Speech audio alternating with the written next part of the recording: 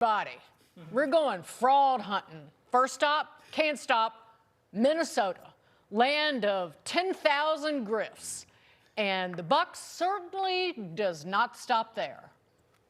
The buck stops with me on this, and that is absolutely true, but I want to be very clear on this too. If the buck stops with me on when there's problems, the buck stops with me on successes. Well, too bad he immediately passed the buck to Trump and state Republicans because accountability. Tim Walz may be the first governor to go down, but it looks like he's far from being the last. Tonight, we're delving into all of the fraud allegations from sea to shining sea. Mississippi, California on deck.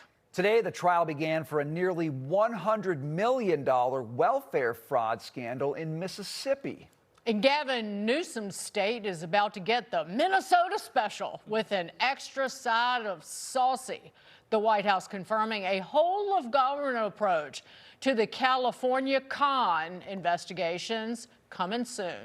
The Health and Human Services Department is first up, freezing $10 billion in federal child care aid for California and Minnesota, as well as New York, Illinois, and Colorado. Department of Homeland Security also digging.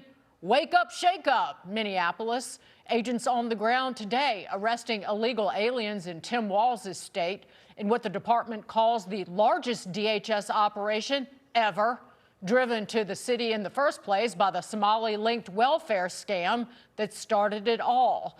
And let's just say they weren't exactly welcomed with hospitality. The department accusing Hilton hotels of refusing service to ICE officials looking for lodging while in town. Today, the hotel chain says it's removing one specific hotel in question after it apologized for banning agents and vowed to reverse course. Except independent journalist Nick Sortor showed up to that Hampton Inn by Hilton to see if it was keeping its word. And this is what he found out. What's the name? It would be just Nick. I'll just put it under my personal. I don't know if you can use a government rate or not, but. Let's see. It depends because there's a lot of stuff going on right now. Is it what agency is it for? Using the government rate. It'd be Department of Homeland Security. So. We're not accepting people from immigration, ICE agents, DHS into our property. It's just our management ownership. Okay, I thought that changed today. Was that? I just talked to my the owner of the building, and he didn't say there has been any changes. There was a statement that they put out, saying that they accept everybody, and I haven't been informed. So in response, Hilton Hotels writing in a statement, quote, "A recent video clearly raises concerns that they are not meeting our standards and values. As such, we're taking immediate action to remove this hotel from our systems." Independent journalist Nick Sortor joins us now. Nick, you're standing outside of the hotel. Please be safe. I know that you got your guard up. You're an independent journalist, and you're really putting your safety at risk, trying to keep us informed and right these wrongs. Nick, so General Services Administration, the government, has terminated the former Hampton Inn in Lakeville from its list of approved lodging, and you can't find this anywhere on the internet to book it. So well done, sir. Well done. Yeah, no, I definitely look. This is about, we're about 30 minutes outside of either Minneapolis or St. Paul, one of the two of them. It's basically you're just south of the two of them. And so you come down here and you're not expecting it to be the same way that you're hearing about stuff going up in Minneapolis, like middle Mogadishu, right? We go to the Walmart down the street, everybody that works there is Somali, legal or illegal, we don't really know. But what I will say is I just had this feeling that, okay, I'm going to drive down here. I don't believe them when they released this statement saying, oh, well, we're sorry. We're actually, we welcome everybody here. It sounded very disingenuous, Dagan. And so I decided I was going to come down and just I happened to have a Border Patrol hat with me at the time. So I walked in there and I put that on, asked for 10 rooms. And that's when he's like, yeah, well, we can't give you 10 rooms because we know what you want it for.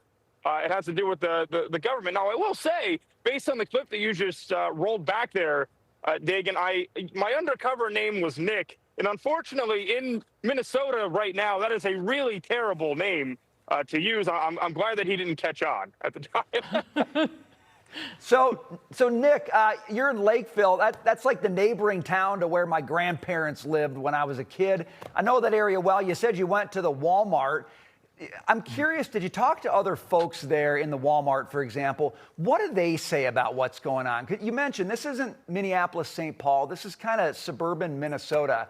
Are they kind of taking the same line as this hotel owner? Or are you finding more people there actually would say, yeah, get ICE here, take care of the illegal immigrant problem we've got?